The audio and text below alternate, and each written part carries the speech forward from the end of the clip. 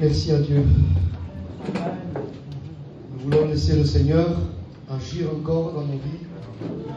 On a parlé du renouveau et on a dit que l'homme nouveau se renouvelle et c'est la condition adéquate pour garder une bonne santé spirituelle. On a besoin de renouveau de Dieu. Et il dit, Lamentation, chapitre 3, que ses bontés se renouvellent chaque matin. Alléluia. Il dit dans 2 Corinthiens 4, verset 16, si l'homme extérieur se détruit, l'homme intérieur se renouvelle. Amen. Cela veut dire beaucoup. Amen. Moi, je me suis converti il y a 25 ans. Et quand je me suis converti, eh bien, depuis ma conversion, Mario, l'homme extérieur, il s'est bien détruit. Par le vieillissement. Vous savez, le vieillissement est une destruction corporelle. Et quand j'ai pris un âge, j'ai voulu me poser des questions un petit peu existentielles, comme on dit. Et je me suis dit, mais qu'est-ce que c'est pas bon de vieillir, hein? Et je me suis aperçu que le vieillissement est un résultat d'un manque de renouveau. À partir de 30 ans, jusqu'à 30 ans, on va dire, nos cellules meurent, mais se renouvellent. Mais après 30 ans, à peu près, à la louche, les cellules meurent, mais voilà. Le problème, c'est qu'elles ne se renouvellent plus. Et le manque de renouveau dans l'organisme provoque le vieillissement. Mais ce qu'il y a de merveilleux, c'est que moi je me vois à la glace. Depuis 25 ans en arrière où je me suis converti, l'homme extérieur il a vieilli. Mais je bénis Dieu. Amen. Que l'homme nouveau n'a pas vieilli. Parce que là où le renouveau corporel s'est arrêté, le renouveau spirituel a continué. Amen. Amen. Il fait rajeunir notre jeunesse comme l'aigle. Le psaume 103, verset 5, il le dit. Colossiens 3, verset 10, il dit que l'homme nouveau se renouvelle dans la connaissance, dans la proximité de Christ. Oui, c'est la présence de Christ, la sainteté de Christ est un conservateur. Amen.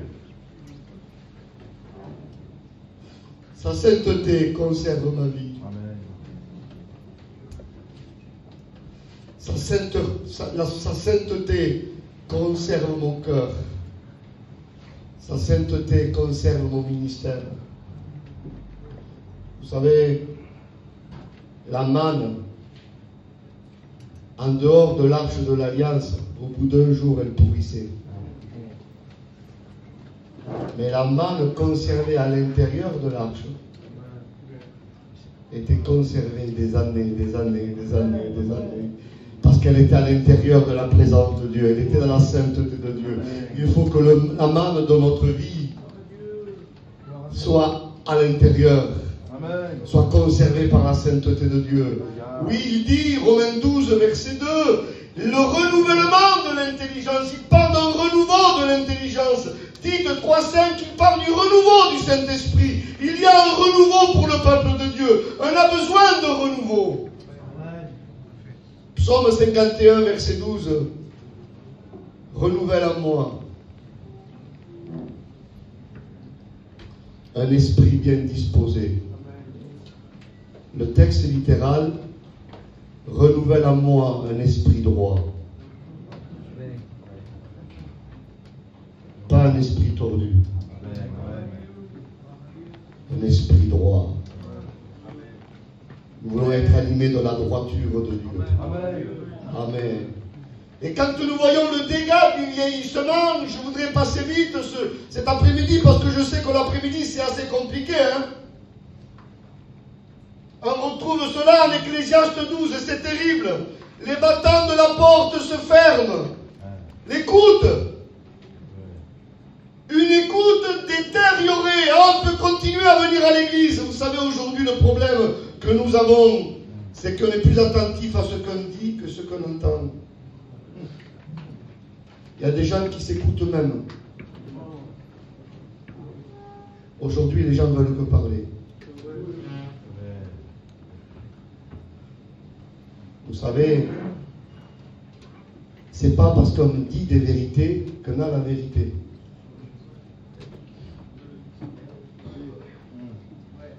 On n'est pas ce qu'on dit, on est ce qu'on vit. Amen. Parce qu'on peut dire la vérité là. Mais avant de l'avoir là, dans la logique, il faut l'avoir au fond du cœur. C'est David qui dit, Psaume 51, verset 8, tu veux! C'est toi qui le veux! Tu ne veux pas, Seigneur, que j'ai simplement la vérité là. Mais tu veux que la vérité soit au fond, dans les entrailles de mon âme, dans les moindres recoins de ma vie cachée. Que la vérité me réforme, que la vérité me mette à genoux, que la vérité me fasse plier, comme le disait le psalmiste. Le psaume 119, verset 36. Incline mon cœur vers tes commandements. Amen. Amen. Alléluia. Nous voulons être des inclinés. Alléluia. Nous voulons que la vérité réforme à l'intérieur, peut-être des endroits inexplorés. Je ne suis pas là pour dire des belles phrases. Je ne suis pas là pour donner un beau message. Mais il faut absolument qu'il y ait en cet après-midi des sens qui viennent de Dieu. Il faut que nos vies spirituelles soient réveillées pour que nous puissions contempler la splendeur de l'évangile, de la gloire de Christ, qui est l'image de Dieu. Regardez ce qu'il dit, Éphésiens 5, verset 14. Réveille-toi, toi qui dors. Relève-toi d'entre les morts. Et Christ t'éclairera. Nous voulons que la lumière, Amen, passe dans tous les recoins de notre vie.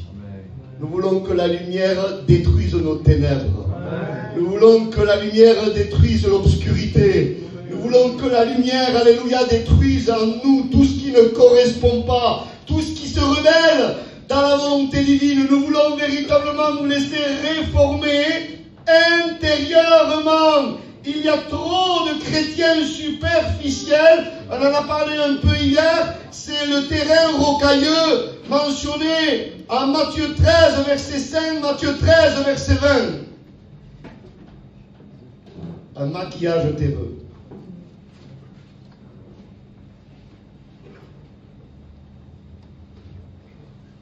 À vue comme ça, c'est une bonne terre. Je vous assure, c'est comme ça. Mais dès qu'on gratte un peu, c'est du caillou. Il y a des chrétiens comme ça. Ils sont gentils, mais dès qu'on veut les discipliner, les aider, les reprendre, on sent de suite la pierre. Il ne faut pas creuser trop profond. Hein. Reste tranquille. Ne me touche pas trop. Ne réforme pas trop ma vie. Seigneur, tu peux aller jusqu'à là, mais pas jusqu'à là. Non, non, c'est des chrétiens non brisés. Des chrétiens non brisés sont des chrétiens dangereux, des chrétiens non brisés. On a besoin d'être brisés, brisés.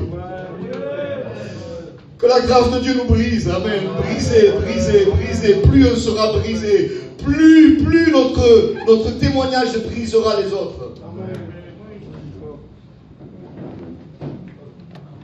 Jérémie 23, verset 29. Sa parole est comme un feu et un marteau. T'es-tu déjà confronté au marteau de la parole? Le marteau qui brise le roc, il dit comme ça. Hein. Mais le texte littéral, il ne brise pas. C'est pas une brisure reconstituable.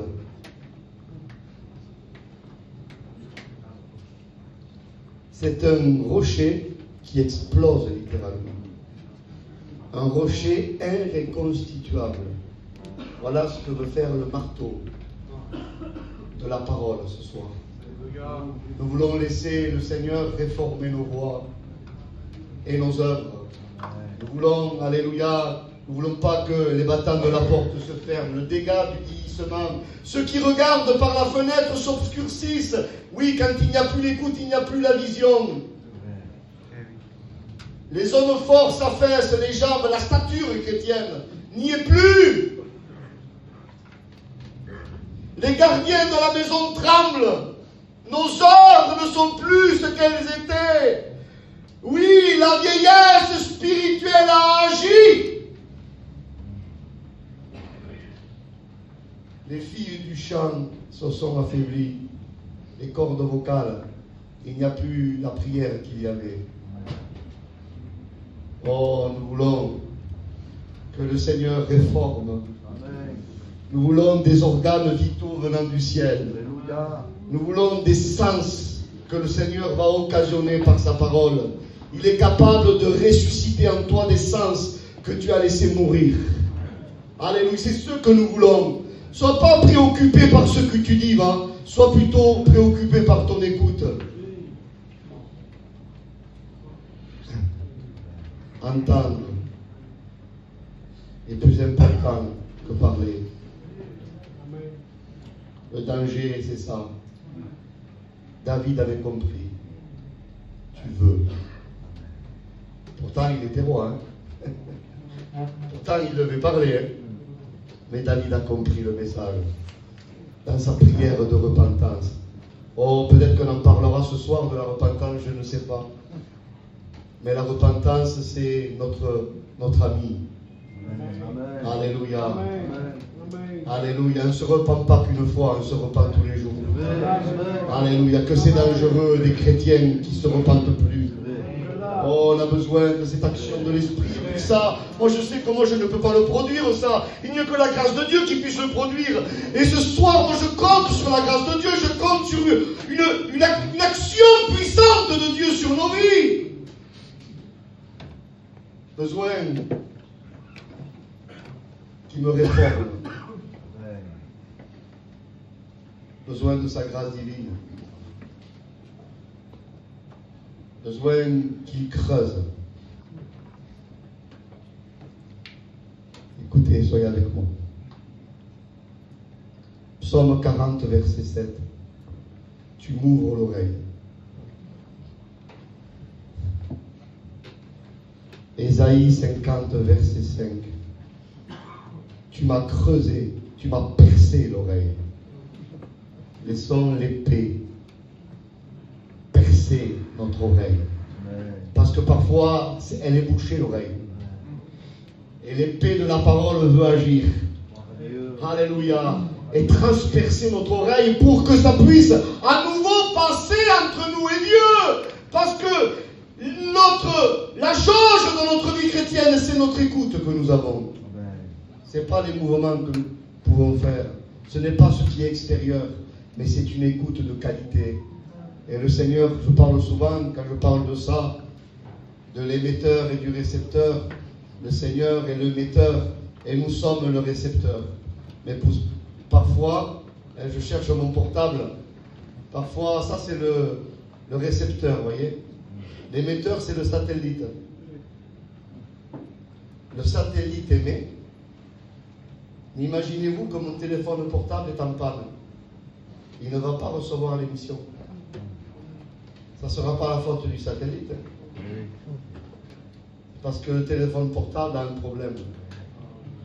Mais je bénis Dieu que l'émission de la parole est tellement puissante que elle peut émettre et en même temps stimuler le portable en panne pour que ton récepteur puisse écouter l'émission. Moi, je compte ce soir sur la grâce de Dieu. Amen. Amen. Ce que nous avons entendu, dit l'apôtre. Vous savez, Israël avait un gros problème du temps de Jérémie. Il parlait beaucoup. Il parlait beaucoup. Mais ils avaient un problème d'écoute. Et Jérémie chapitre 6, verset 10. Vous êtes avec moi, ça va? Il dit, ce peuple ne peut pas prêter attention à ma parole. Écoutez, parce que leurs oreilles sont incirconcises. Il y avait des éléments dans l'écoute qui encombraient. Et vous savez, il fallait que les oreilles soient circoncises. Et elle faisait ça avec un rasoir. Il fallait une opération. Il fallait une incision. Oh, cet après-midi, il me faut une incision. Moi, j'ai besoin. Alléluia. Je ne veux pas d'excroissance. Je ne veux pas que mon oreille soit incirconcise, mais je veux que l'oreille de mon cœur soit retranchée. Alléluia. Je veux qu'il transperce mon oreille pour que je puisse écouter. Pour que je puisse écouter le son de sa voix. Alléluia. Il faut absolument. La parole de Dieu est efficace. Romains 4, verset 17. Écoutez, moi je vous prêche l'évangile cet après-midi. Romains 4, verset 17. Il donne la vie à ceux qui sont morts.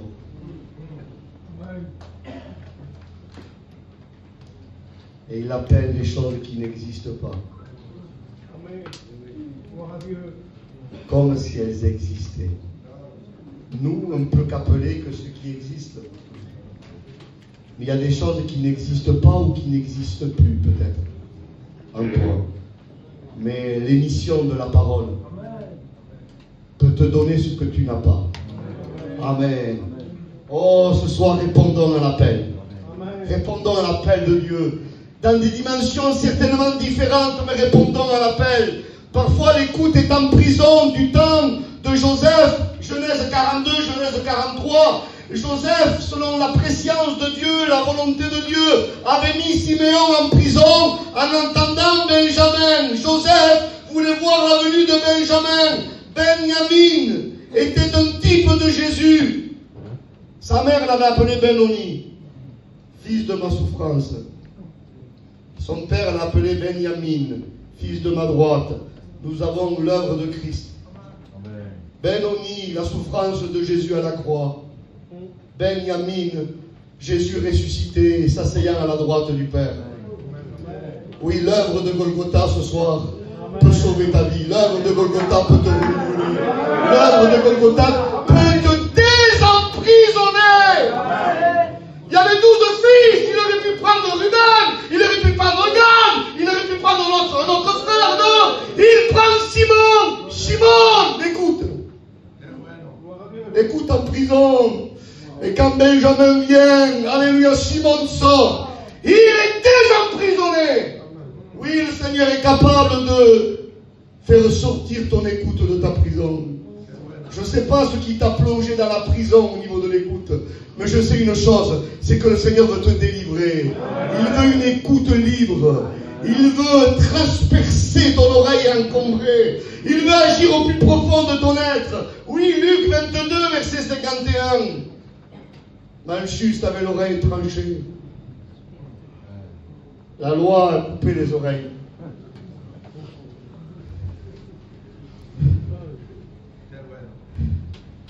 La grâce se penche.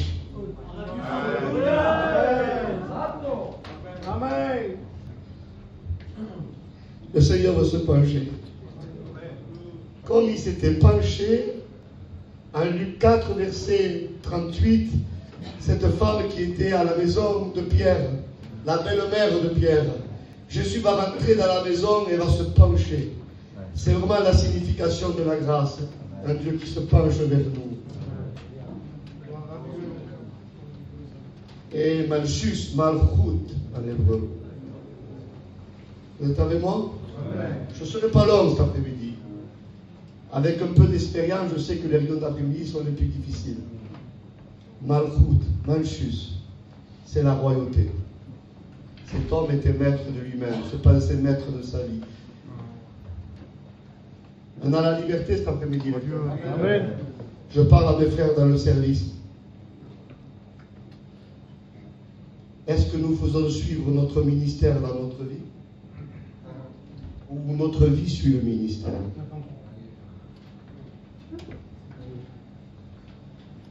Parce qu'il y en a qui préchouillent. Ils ont leur vie. Et ils traînent leur ministère dans leur vie. Ils attendent, comme à la béquée, qu'on les fasse prêcher. Le ministère, c'est pas ça. Amen. C'est pas le ministère qui me sert, mais c'est moi qui dois servir le ministère. C'est le ministère qui doit me saisir et m'amener où il le veut. On ne peut pas être maître de notre vie. On ne s'appartient plus. Amen. 1 Corinthiens 6, versets 19 à 20. Nous avons été rachetés à un grand prix. Et on ne s'appartient plus nous-mêmes, on appartient à celui qui nous a rachetés. Il nous a rachetés de la misère du péché et on ne s'appartient plus. 1 Corinthiens 7, verset 23 le dit aussi. Apocalypse 5, verset 9, il nous a rachetés. Amen. Agorazo. Comme on rachat en grec, agora c'est le marché des esclaves. Et à l'époque, on mettait les esclaves au marché pour qu'ils soient vendus. Paul dit à Romains 7, verset 14, j'étais vendu au péché. Et on a eu le Goël, qui est Christ. Lui, avait la monnaie pour nous racheter. On n'a pas été rachetés au prix de l'or et de l'argent, mais au prix du sang précieux. Comme dans une sans tache et sans défaut. Il nous a rachetés du marché de ce monde. Nous étions vendus. Il nous a rachetés. Il s'est fait chair. Il s'est fait familier à la nature humaine. Oui, la parole a été faite chair. Son nom hébreu, 9, verset 22, sans effusion de sang. Il ne pouvait pas y avoir de pardon de péché. Jésus a triomphé, son sang a coulé, mais quel sang! Quel sang! Quel sang! Amen. Le sang d'un homme qui n'a jamais péché. Oh, quel sang! Quelle monnaie! Pour dire argent, en hébreu, on dit kesef. On dit aussi mammon, vous connaissez. On dit damim. Damim, c'est l'argent. C'est le moyen d'achat. Mais damim vient du mot dam, le sang. Le sang précieux. La terre a tremblé à la croix. La terre a tremblé. Alléluia. Je comprends qu'elle tremble. Je comprends la terre qu'elle tremble.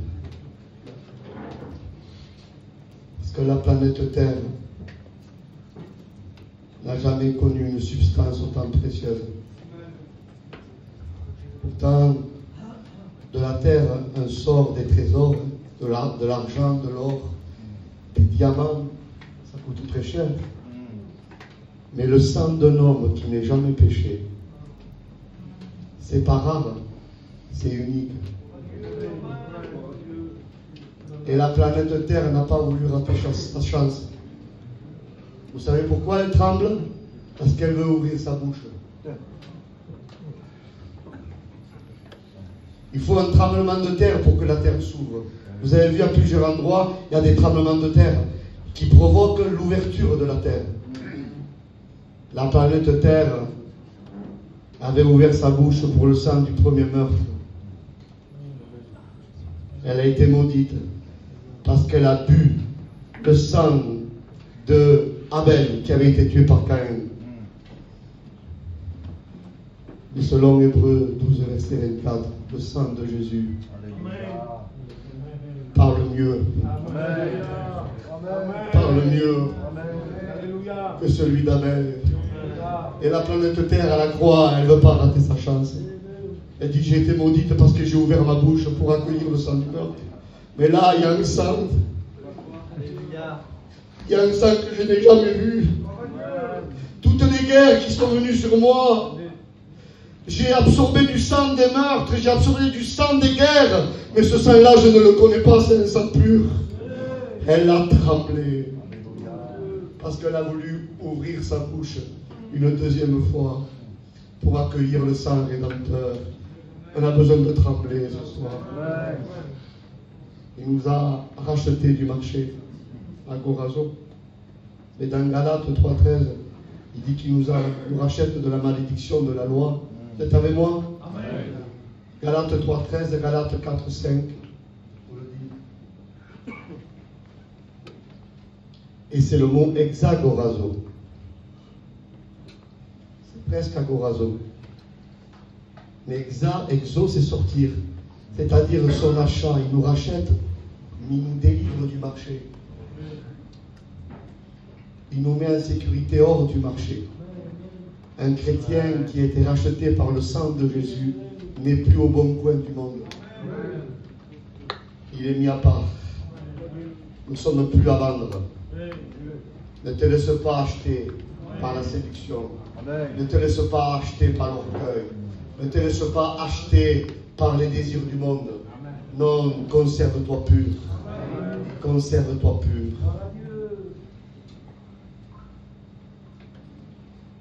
Il veut agir ce soir. Il est là pour agir. Oui, il veut que tu lui obéisses. Il veut régner sur ton règne. Et je bénis Dieu, Malchus, qui était son propre roi, Malchut. Jésus va s'abaisser et va le guérir, lui créer une oreille qui va écouter. C'est ce que fait la grâce. Il veut te donner une oreille pour que tu écoutes, pour que tu puisses lui obéir, pour que tu ne fasses plus à ta tête. Mais nous voulons obéir à Christ. Alléluia. Béni soit son Saint-Nom. Alléluia. Il est capable de disposer le récepteur. Le veux-tu?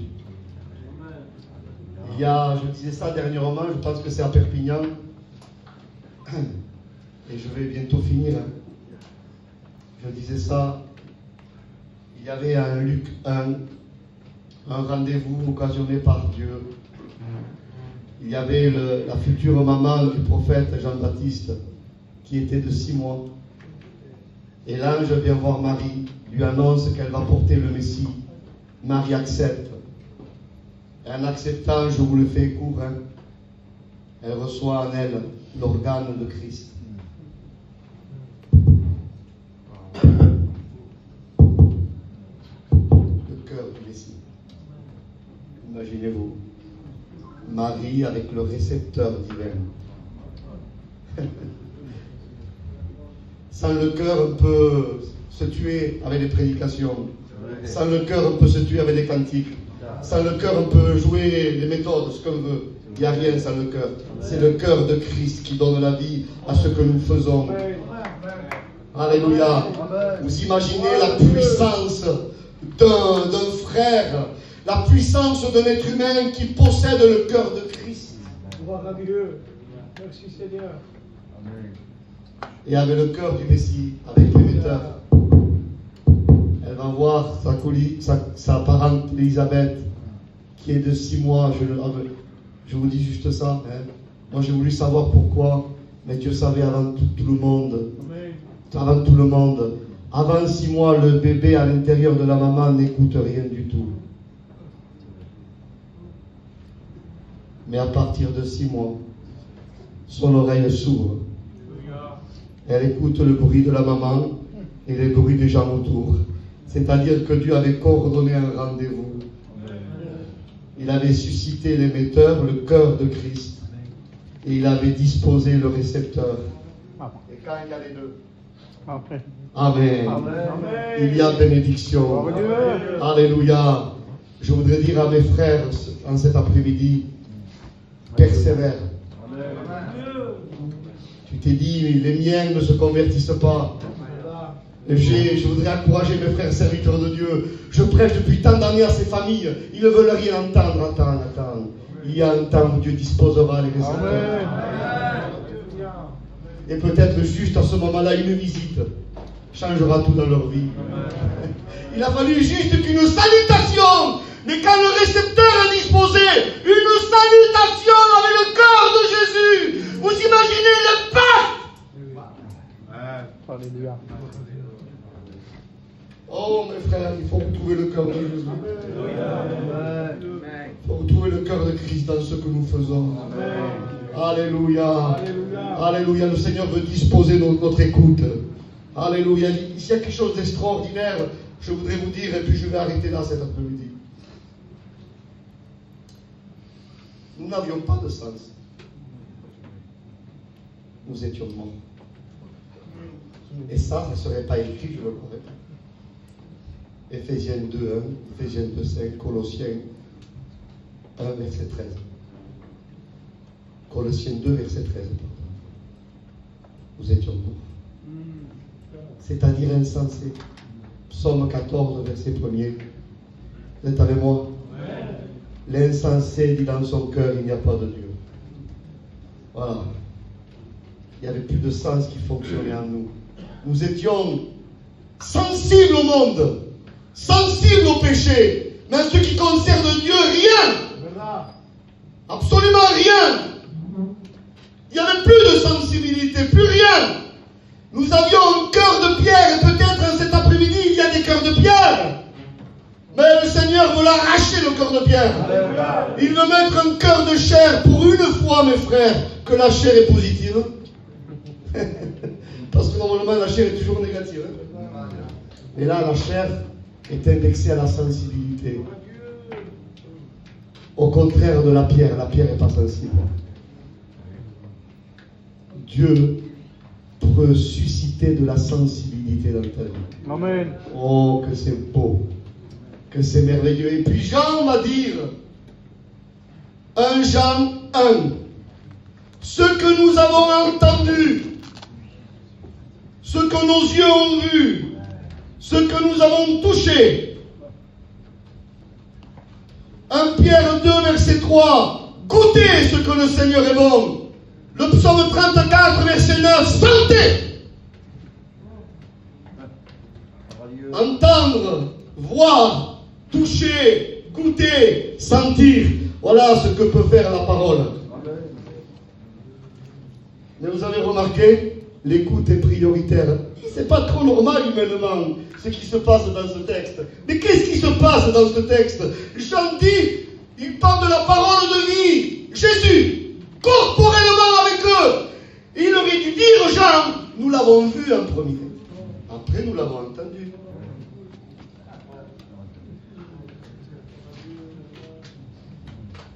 Ils l'ont vu, eux, comme les autres ne l'ont pas vu.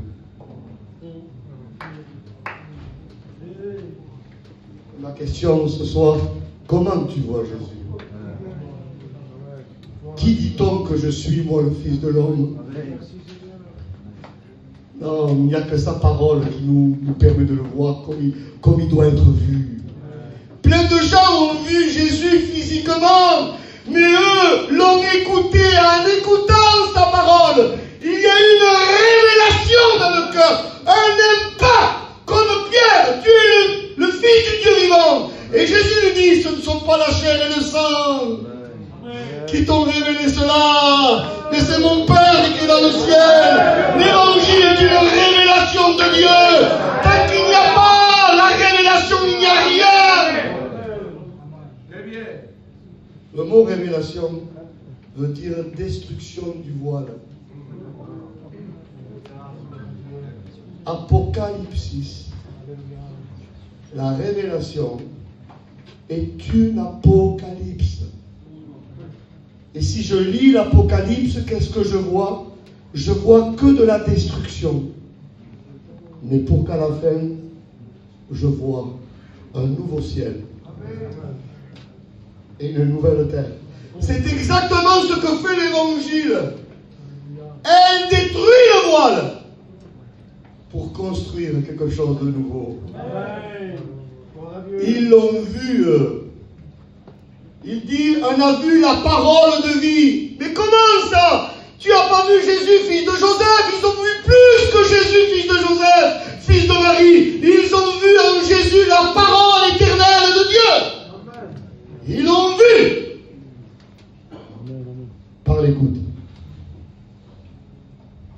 Il y a un jeune frère qui m'a donné un verset tout à l'heure.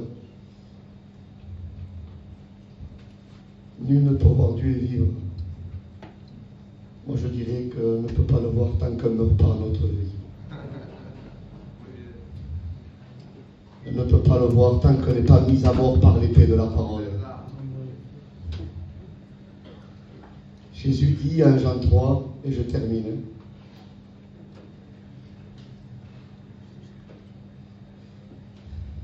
Il dit à Nicodème, écoutez, moi je m'incline humainement. Nicodème, c'est pas Michael.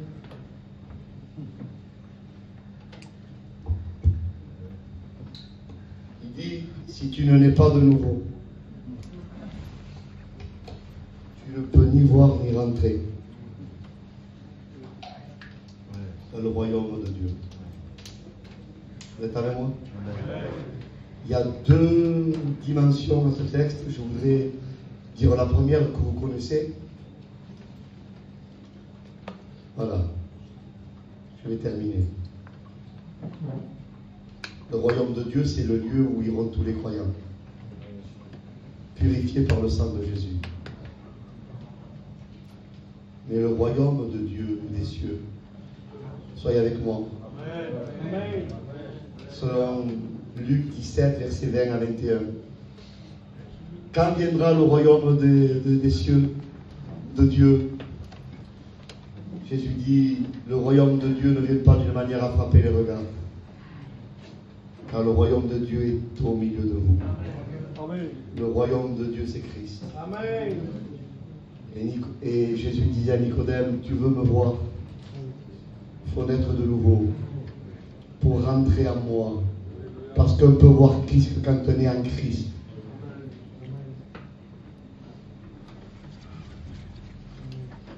Quand on voyait Christ extérieurement, on voyait, vous savez ce qu'on voyait?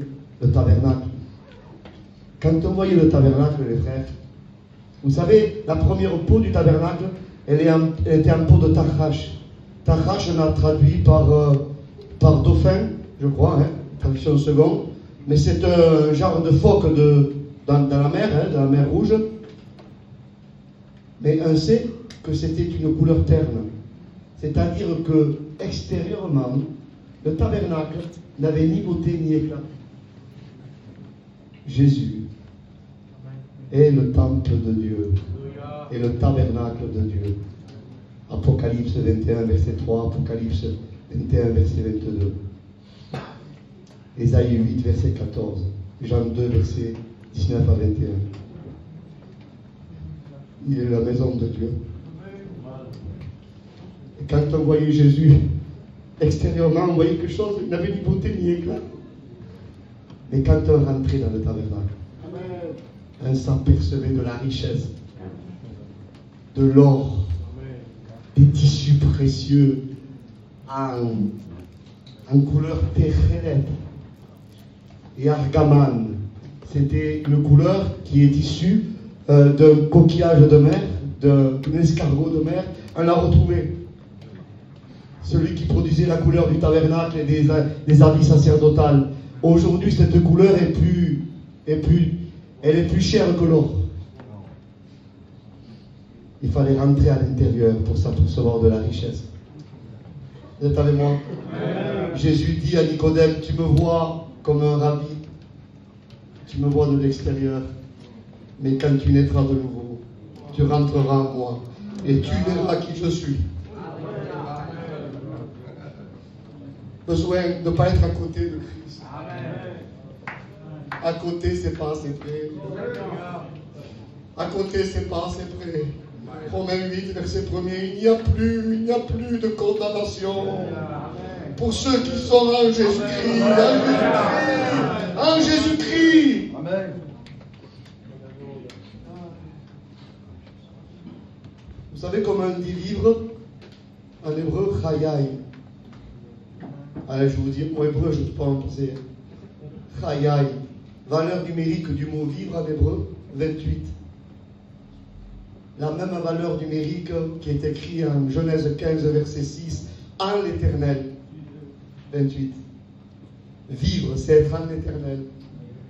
C'est pour ça qu'en Exode 26, et je termine, le tabernacle, le premier tapis, les premiers tapis étaient de 28 coudées et de 4 de large. Parce que le tabernacle, c'était être en l'éternel. En lui, en lui. En lui, il n'y a plus de condamnation. Il faut rentrer à lui pour le voir. Ce que nous avons entendu, ce que nos yeux ont vu. Et c'est tellement beau que Jean dit un lac contemplé après.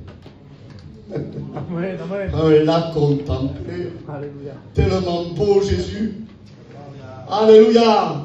Psaume 45, verset 3. Il est le plus beau. Il est le plus beau des fils des hommes. Amen. Ah, qu'est-ce qu'il est beau Jésus. Alléluia. Quand je suis en lui, je le contemple. Amen. Mes yeux ne sont pas assez grands pour le contempler. Je contemple sa stature. Je contemple son amour. Je contemple sa justice. Je contemple sa sainteté. Oh, qu'est-ce qu'il est beau. Amen. Qu'est-ce qu'il est beau, Jésus. Alléluia, nous voulons le contempler. Amen. Il peut te greffer une oreille pour entendre. Je termine. Entendre en hébreu, Shema Israël Adonai Eloheinu Adonai Echad. Shema, entendre veut dire entendre, comprendre et obéir.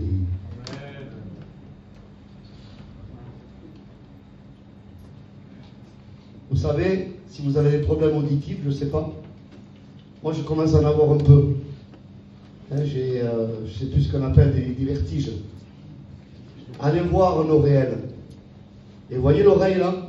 Il n'y en a pas une, il y en a trois. Trois dans une. Il y a l'oreille externe, il y a l'oreille médiane, il y a l'oreille interne. Et pour que le son rentre et arrive au cerveau, il faut que le son passe les trois compartiments. Vous savez la lettre du mot Shema en hébreu, écoute, c'est une lettre à trois branches.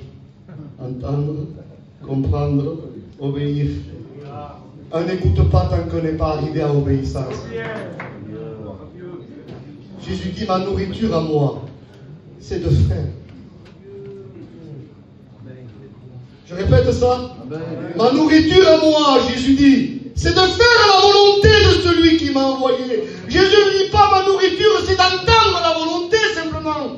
Jésus ne dit pas ma nourriture, c'est de comprendre simplement la volonté. Non, Jésus dit ma nourriture, c'est de faire.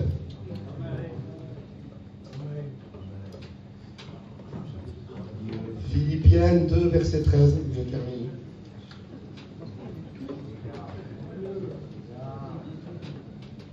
C'est lui.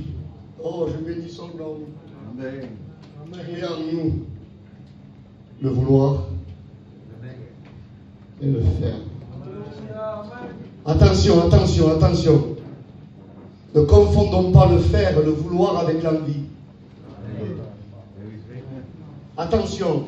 Ce que je vous dis, c'est théologique, parce que le mot vouloir, là, dans Philippiens 2,13, il n'est pas indexé au mot hébreu, parce que ça serait trop dur, trop long d'expliquer ça, mais il y a toujours un parallélisme entre l'hébreu et le grec.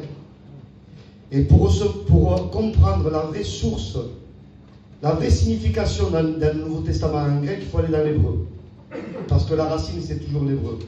Il y a le mot, si vous voulez, vouloir, qui est indexé. Il y a en grec, hein, celui qui est directement dans le parallélisme du mot chafetz en hébreu, qui veut dire un plaisir. Mais là, le mot vouloir des Philippiens 2,13, ce n'est pas un plaisir. C'est un devoir, c'est une résolution.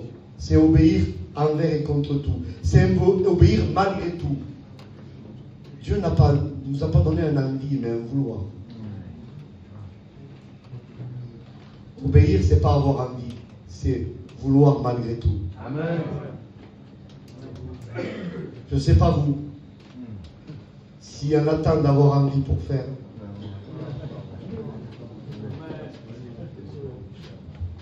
Je ne sais pas les frères. Hein? Je vous parle de mon cœur. J'avais pas envie de venir au séminaire. Je reviens du Portugal il y a 2 jours, j'étais très fatigué. Mais le vouloir a dominé mes avis contraires. Mes frères, je pense que souvent le matin, vous n'avez pas envie d'aller travailler.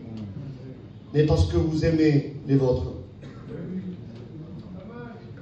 Votre vouloir domine les envies.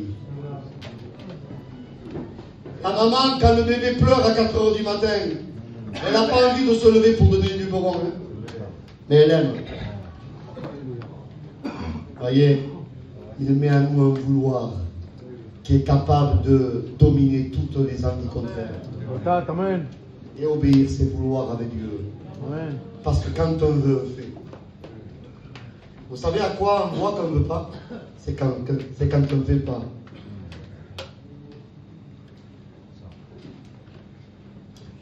Alors je le dis, hein, c'est peut-être en caméra, mais je ne dis pas le nom. Hein.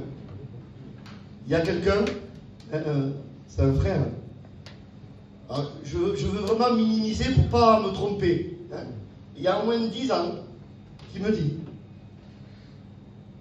je veux t'inviter chez moi. Il me illustre la journée d'une façon incroyable. Je veux te faire un tel manger. On va se régaler. 10 ans que j'attends.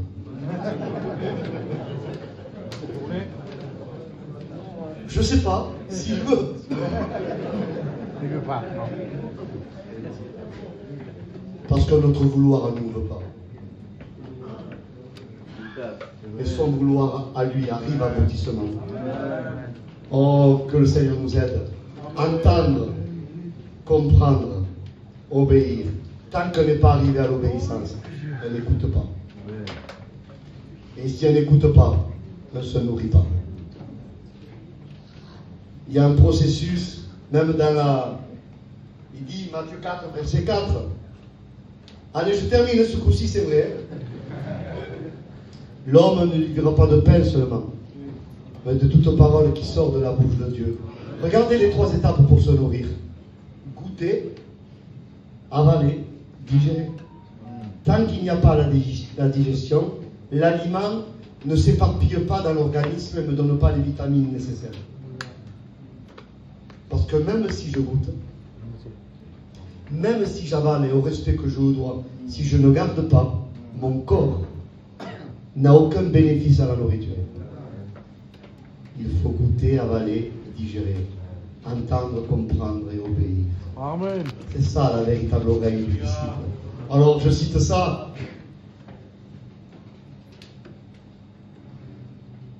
Ésaïe 50, verset 4. Chaque matin tu éveilles mon oreille. Amen. Amen. Pour que j'écoute. Comme écoutent les disciples. Mais avant il dit, tu m'as donné une langue exercée pour que je relève par la parole celui qui est abattu. Il dit ça en premier. Mais il dit, c'est le matin que tu éveilles mon oreille. Vous savez ce que ça veut dire? Avant que je parle, j'écoute. Alléluia. Parce que c'est la qualité de l'écoute qui me fera être habile dans mes paroles. Je ne peux pas parler sans écouter. Ça, ce n'est pas possible. Et je termine avec ça. Ce texte d'Ésaïe 50 est un texte messianique. Et le Seigneur nous montre comment il a écouté. Je suis sûr que le corps de Jésus n'avait pas envie d'être crucifié entre ciel et terre. Le corps de Jésus n'avait pas envie qu'on lui arrache la barbe. Mais Jésus a voulu. Il était déterminé. Parce qu'il nous a aimés. Jusqu'à la mort. Et la mort de la croix. Et Ésaïe 50, il dit, regardez les conséquences de l'écoute de Jésus. Il dit, j'ai rendu mon visage semblable à un caillou. Je n'ai pas dérobé mon visage à ceux qui me crachaient dessus et qui m'arrachaient la barbe. Voyez, jusqu'à où a amené l'écoute pour Jésus. Et je voudrais que ce soit solennel cet après-midi. Il n'y a pas d'écoute sans souffrance. Écouter, c'est souffrir. Amen. Amen. Et on voudrait éviter ça. Moi aussi. Vous aimez souffrir? Qui aime souffrir? Personne. Mais écouter, c'est souffrir. Et je vous donne juste une autre petite clé. La lettre de l'écoute en hébreu, c'est l'avant-dernière lettre de l'alphabet hébraïque. Sin amène au tav. Le tav, c'est la dernière lettre. Le tav, c'est la croix. Ça veut dire que c'est le signe de l'écoute, la lettre Shin. Shema, c'est la lettre de l'écoute qui nous amène à la croix. Si on n'écoute pas la croix. L'écoute nous amène à une direction. Mourir à nous-mêmes. Être des crucifiés avec Christ. Attention, pas être attaché. Jésus était crucifié à la croix. Et des gens lui disaient, descends de la croix, descends. Jésus n'était pas collé ou attaché. Il y a des gens qui sont attachés à la croix, mais ils ne sont pas crucifiés. Si on est juste attaché, on descend de temps en temps, on remonte. On descend, on remonte. Et si c'est les clous qui nous... Si c'est les clous, on ne descendra pas. Si c'est les clous, même si on a des problèmes avec les enfants, si c'est les clous, on ne descend pas. Même si nos sentiments familiaux sont touchés, même si ça fait mal, même si on est critiqué, même si on a subi des injustices, si on est cloué, on ne descend pas. Si je juste attaché d'apparence, je vais descendre, je vais remonter, je vais descendre, je vais remonter, non. Pas attaché, cloué.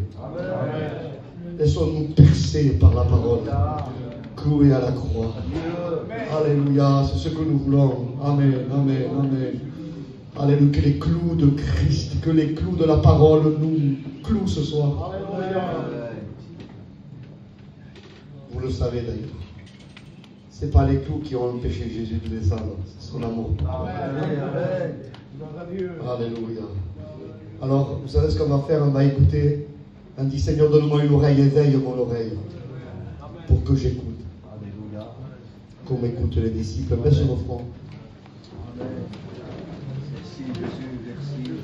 Laisse le Seigneur agir.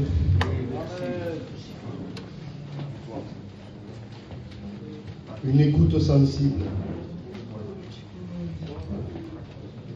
Une écoute qui est capable d'écouter la proximité de Dieu.